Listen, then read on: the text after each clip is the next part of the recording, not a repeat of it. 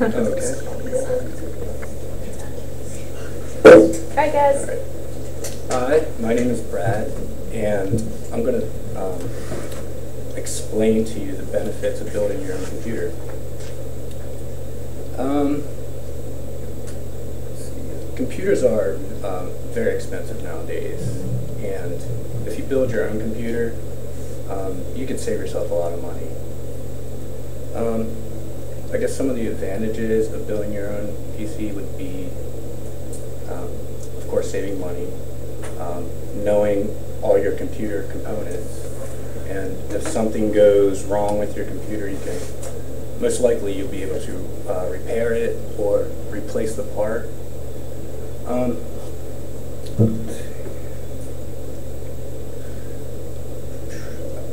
First, you're going to want to ask yourself, what am I going to use this computer for? And then that's going to help you decide which components to purchase. And before you even start thinking about building a computer, you want to do a lot of research and make sure you know exactly what you're doing. And I will tell you that I didn't really know much about computers until I turned 27, and I got interested in it because a friend of mine, he told me he built his own gaming computer, and I told myself, if he can do it, I can do it. So I went online, I did my research, I watched a bunch of YouTube videos, tutorials, and that right there, if you're an audible or visual learner, that's a really good source. But the thing is, you can't just go to one YouTube video and get all your information, especially if you don't know anything about it. But if you go to a bunch of them, and they're pretty much saying the same thing, you can pretty much trust it. Another place to do research is, of course, the library. They have plenty of books on how to build computers. And this particular book right here, it's called Building a PC in Easy Steps, and it's by Stuart Yarnold. And the whole book here is it's illustrated, and it tells you step by step everything you need to know. And it's a very, very good book. I recommend this if you're interested in doing this.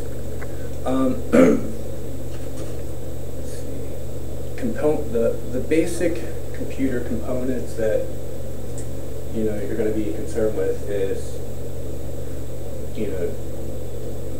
the motherboard, the RAM, hard drive, your CPU, and your graphics card, and also the computer case. And all these components, especially the motherboard and the computer case, have to be in the same form factor. The main form factor, I would say, is ATX motherboards, and there's ATX, BTX, and I think there's an ITX, I'm not sure. If you have a BTX motherboard, you can't install it into an ATX case. It won't fit. I'll show you here are the components that I use to build my computer. Here's a computer case I chose. It's a Cooler Master Scout, and it came with, it has a side panel right here. This is actually clear, and you can see through it. It's kind of neat. So you can see all your parts, working. And you have this here is a fan, and there's a fan up in the front here, and there's also a fan on top. And I also have a fan installed on the side panel. And the fans are used to keep your system cool. If your system gets too hot, it'll just crash. This is a motherboard I chose. This is a BioStar motherboard, and it has a if you have a CPU that has, say you got a quad-core CPU, some CPUs have 2 additional cores that you can unlock and to actually turn it into a 6-core CPU. But you have to have the right kind of motherboard to unlock those cores. See right here, that's where the CPU goes. This is where the RAM goes. These are called DIMM slots. This is your, input output for like your mouse and your USB and your keyboard and anything else you have. Your speakers. This particular motherboard doesn't have a video card built into it, so I had to purchase one. But some motherboards do have video cards that are built into them. And if you're not looking for a computer, for gaming purposes or graphic design or video editing, you really don't need a high-powered graphics card. So let's see. Okay, this is particular CPU is the one I chose. It's AMD Phenom 2 quad core, which I unlocked the 2 hidden cores, so now it's a hex core processor. It's pretty sweet as far as processing speed. So, I mean, I come here and use the school's computers, and I kind of feel like there's something wrong because I'm waiting so long. My computer is so fast that once you get used to it, you kind of don't want to go back to slower computers.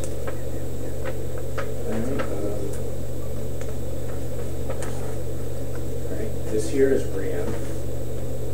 This particular RAM is Ripjaws. This red casing on it is called a heatsink. It basically just takes the heat and disperses it, expels it out, so the fans can,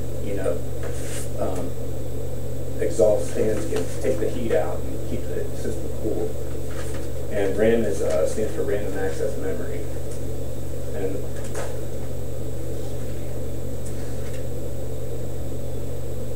all right, here, this is the hard drive I chose. It's a Seagate 500 gigabyte. I think it's 7,200 RPM. That's not the fastest, but it's not the slowest. It's pretty decent. Most computers, I think, are like 5,200 RPM.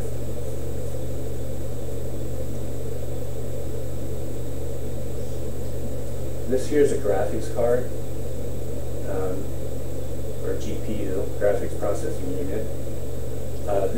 If you're looking for a gaming computer, you really need to buy a high quality graphics card, because graphics cards have their own CPU and their own RAM, so they don't actually have to use your system's RAM or your system's CPU. So, and when you're playing games, it takes up a lot of processing power to, for all the intense graphics. And also, if you're performing like video editing or graphic design, you want a nice graphics card as well. This particular card has HDMI, which you can, it's easy to connect to a like an LCD screen, like a TV screen, and the video and the audio go through one cable. So if you go that route, you'll have a lot less clutter as far as cables go.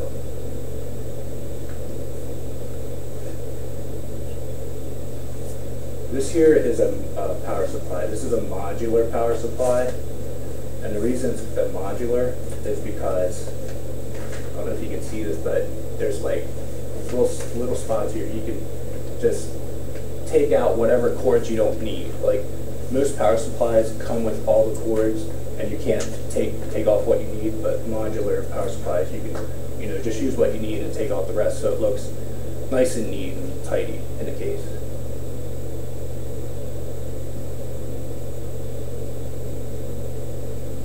This here is a CPU heatsink, and it has a fan. It has a fan here and a fan on the other side. It's actually configured as an intake exhausts, it intakes air, and then it exhausts the air to the rear of the computer, or you can have it where it'll exhaust to the top of the computer if you have a fan there. And this here is aluminum fins, and underneath here, this is solid copper, and there's like pipes that go up through the fins, and this is what, you know, this is how the heat travels up through here, and it gets, you know, dispelled through all these fins there, and the fans, you know, blow off the heat, and it keeps your CPU cool. And the cooler you keep your CPU, the faster your computer will run.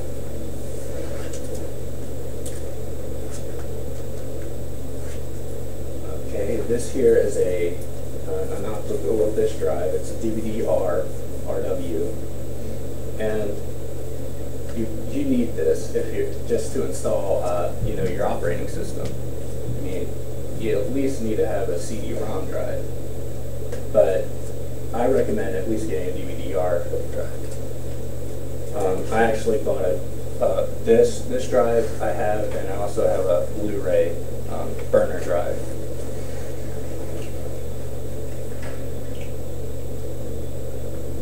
Okay, if you're going to be playing online or doing anything online wirelessly, you need to have a Wi-Fi adapter, PCI expansion card, and this is just a cheap one.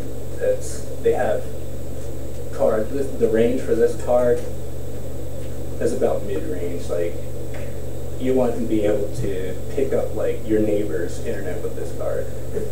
So, yeah. You could if you had a better one, but that's stealing it. Unless they give you permission, then. All right. This is a case fan. You know, you can install as many case fans as you want, pretty much. You just have to have, you know, spots for them on your case. So when you choose your case, you got to make sure if you want to use fans for your cooling, they have spots for the fans.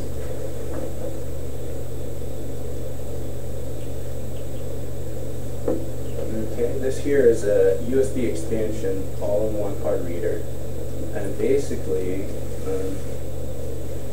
this connects to the motherboard, and it goes into one of the drive bays on your case, and you know, you can just plug in your USB or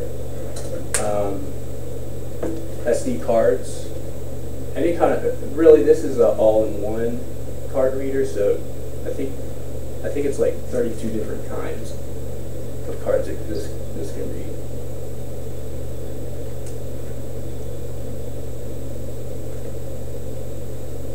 Alright, and this is one thing I recommend here. If you're building a computer for gaming purposes, you definitely need this here. And this is only compatible with Windows 7. So you got to take that into consideration. Usually if you're building a new computer today, you're going to use Windows 7, or possibly Windows 8 is coming out real soon. If you want Windows 8, you better reserve a copy of it.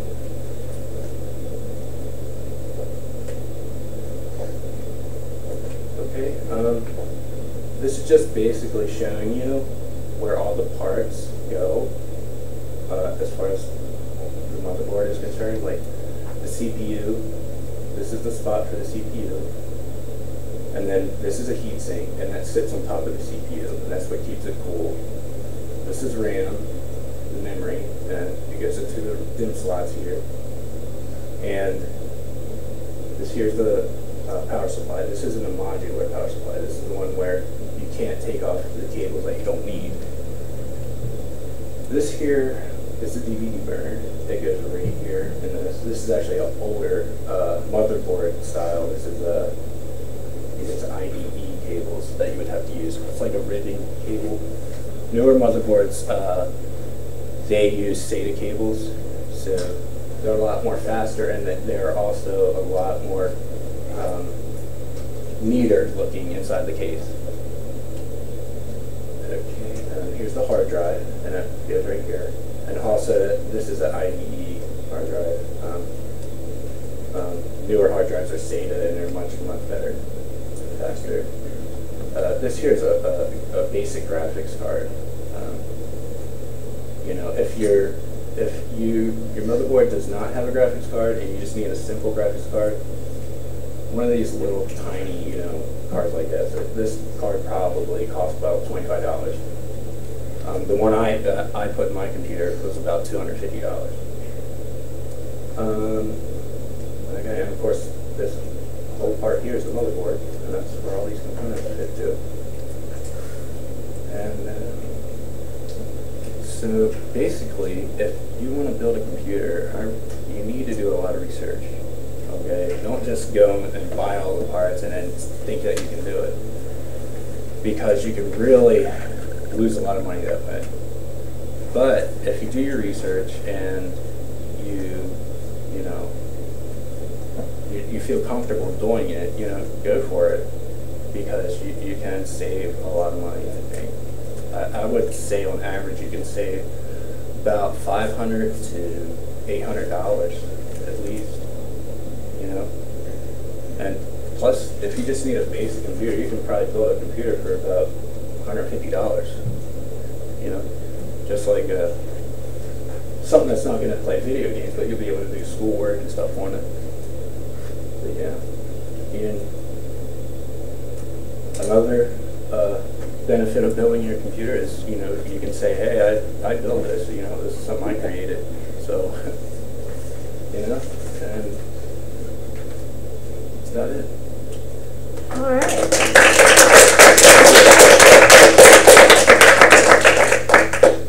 Any questions? What's the Xbox thing? Computer?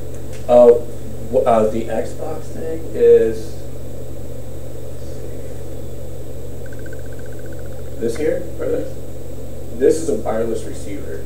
Okay, you plug that into the USB port, and it comes with a disc, a driver disc, and you just install the drivers, and you can use this Xbox controller on your computer as when you play video games. Only video games that are compatible with Xbox controllers.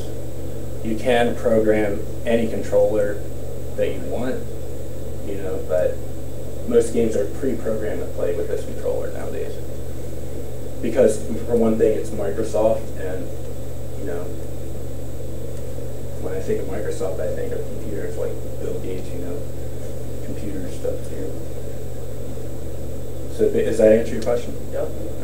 All right. You have one, Paul? I'll save it for there. Okay. Cool. All right. All Yeah. right. One more What was that? question. Okay, just the motherboard, because it's interchangeable, do you get more time with the computer? So on average you get 5 years instead of maybe 3 years if you bought like an HP? What exactly do you mean? Like with just the motherboard? If you buy just a standard HP computer, you can't, if something was to go wrong with the motherboard, you can't just take it out and replace it. With You a could. custom computer, The thing do you is, find that you get more time with that? I find that when you build a custom computer, you know exactly you know the exact components that you're putting in, and you know what that component does and how it functions and what it can handle, and you know you look at reviews on like sites where you purchase the components, and people will write reviews saying, oh, this component, you know, broke down on me, I had to send it back like 3 times or something. That's how you know you don't want to go with that one particular component. But if you buy say an HP computer, a desktop computer, you're going to pay more for each component than you would pay if you bought each component separately yourself and put it together. You see what I'm saying? Like if you buy one from a store, they're going to charge you money because they built it. They're doing you a service. That's what you're paying for when you're buying a computer. Basically, is a lot of, you know, things that you really could do yourself if you really wanted to, and it could save you money. So will the computer that you built, will that hypothetically, since you bought higher end parts that got good reviews, last longer than a typical computer that you might buy in a store? Or are Actually, you not sure? Actually, computers you buy in a store, they have a life expectancy of about 5 years. What I mean is, after 5 years, they pretty much become obsolete. They're no longer like top of the line, you know? So like if you have something that you buy a motherboard, and you don't say you buy like all the top quality parts. Say you want a quad core processor instead of a dual core processor instead of a quad core. Well, that motherboard will handle a dual core processor, but later on down the road, you can upgrade to the quad core if you wanted to. And same with your RAM. You don't have to choose the fastest or the best RAM. You could, you could just choose something that's going to get the job done. Build it for whatever your needs are. And a lot of times when you buy a computer from the store, you're getting a lot of extra things that you really don't need, like programs that you don't need, and it's just taking up space on your computer because you're really not going to use them. And usually they're like trial products. I'm guessing you're a Microsoft guy, not a Mac guy. Yeah. I don't What's your have view a on Mac. that? What do you mean? On Microsoft's and Macs. I think Microsoft's better. Really? How Yeah. come?